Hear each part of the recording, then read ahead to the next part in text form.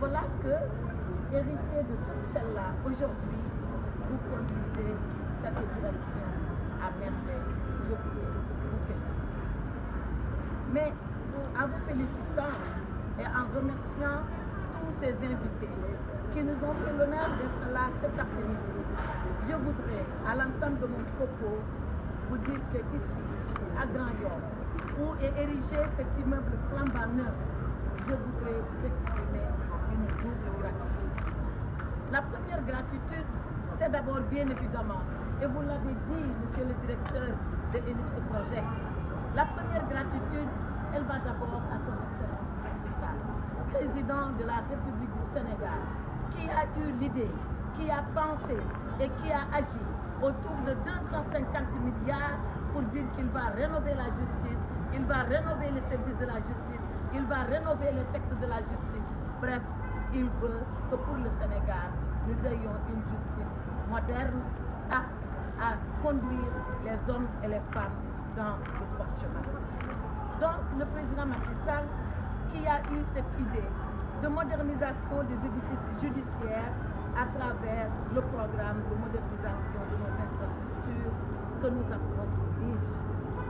La deuxième gratitude, elle va à l'endroit de celles et de ceux qui ont contribué à la réalisation de cette infrastructure.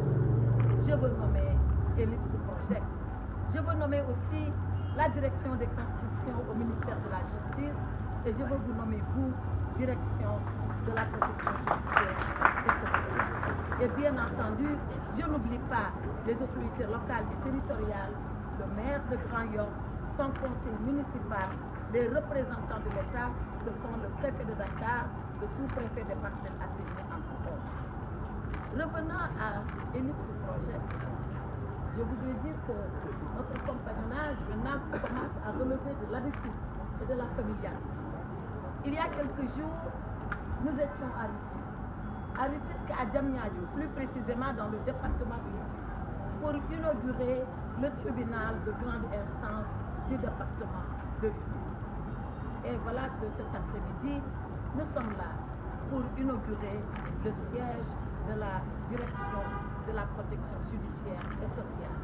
Mais dans quelques jours, nous serons à Guédiawaye. Ensuite, nous irons à Tivaouane. Après, nous serons à Diourbel. Ensuite, nous irons à Fatick. Ainsi de suite, pour faire l'ensemble du territoire du Sénégal. Donc, en vous félicitant, mon cher Amadou Ndiaye, je voudrais y associer l'ensemble de vos collaborateurs et notre maître de cérémonie les a tous cités ici. Je voudrais les féliciter pour les efforts qui ont été déployés dans l'organisation de cet événement, malgré les délais de préparation très courts. Mais c'est à cela qu'on reconnaît l'ingéniosité des hommes. C'est d'être dans les défis et les contraintes et ensemble de relever les défis et de surmonter les contraintes. Et vous l'avez fait à moi.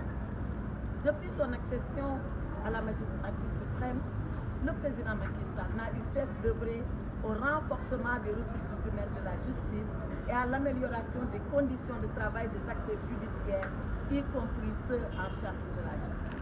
Et c'est le moment pour moi de saluer la présence de Maître Samba Bitèye, qui représente monsieur le bâtonnier de l'ordre des avocats, puisqu'il est témoin pour seulement avoir assisté il y a encore 2 jours à un entretien que nous avons eu ensemble, ministère et ordre des avocats, autour justement des sollicitations des acteurs de la justice. Et c'est bien pour cela que l'ancienne direction de l'éducation surveillée et de la protection sociale, héritage historique, a été renommée maintenant direction de la protection judiciaire et sociale. Et ceci, pas seulement pour le plaisir de changer de dénomination ou de robe, mais afin de mieux répondre aux nouveaux défis de notre temps. En effet, 24 nouveaux services départementaux de l'action éducative et de la protection sociale en milieu ouvert, AMO, ont été créés, ainsi qu'un nouveau centre de premier accueil à Nianing pour assurer la prise en charge d'urgence des enfants vulnérables dans cette partie du pays.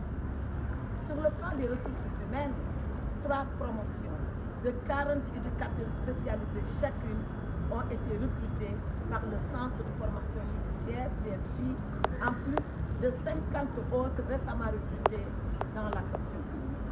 La DPJS a également accueilli une deuxième promotion de 12 inspecteurs de l'éducation surveillée et de la protection sociale. Elle dispose par ailleurs d'un fonds pour le recrutement de 250 vacataires. C'est dire qu'il nous faut un cadre de travail qui va répondre à cette grande ambition de force personnel et de qualité.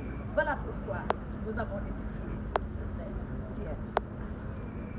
Or, l'édification de cet édifice, qui s'inscrit dans le prodige, je l'ai dit, vient combler un déficit infrastructurel auquel les acteurs de la justice juvénile ont longtemps été confrontés. Du reste, cette politique volontariste de l'État du Sénégal dans le domaine de la promotion des droits des enfants transparaît dans diverses actions réalisées ces dernières années. Mesdames et messieurs, nous rentrons de Genève où le Sénégal a présenté ou a défendu son examen périodique universel. Et j'étais avec le directeur Amadou Ndiaye. Beaucoup de questions, beaucoup d'interventions ont porté sur la protection des enfants. Et le directeur Amadou Ndiaye, à qui j'ai demandé d'intervenir sur ce point, a défendu honorablement le Sénégal, sa politique de promotion et de protection des enfants. C'est ici de dire toute la fierté que je voudrais exprimer d'avoir des collaborateurs de qualité qui servent le pays à un très haut niveau. De la loi du 10 janvier 2020 criminalisant le viol et la pédophilie à la création récente de la direction des DARA et l'adoption du décret sur les structures de prise en charge des enfants de 0 à 3 ans, les initiatives se sont multipliées au Sénégal pour encore mieux assurer une protection holistique et inclusive de tous les enfants. Mesdames et messieurs, vous le savez mieux que moi. La justice, elle ne saurait se limiter aux salles d'audience. La justice, elle ne saurait se limiter au procès. La justice, elle ne saurait se limiter aux décisions de justice et aux établissements pénitentiaires. La justice, c'est avant tout, c'est surtout les mesures de nature à mettre en œuvre l'intérêt supérieur de l'enfant tel que préconisé par les instruments internationaux, notamment la Convention internationale des droits de l'enfant ratifiée par le Sénégal.